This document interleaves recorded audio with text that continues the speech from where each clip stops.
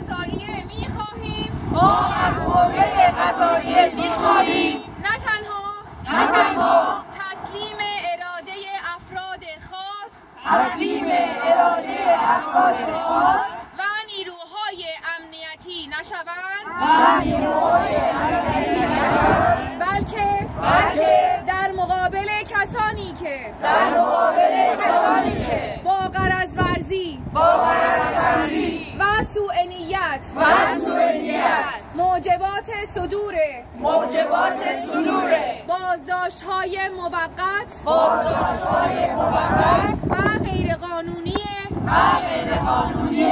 استاد طاهری را فراهم کرده‌اند واکنش نشان دهند و استقلال خود را به همگان ثابت کنند.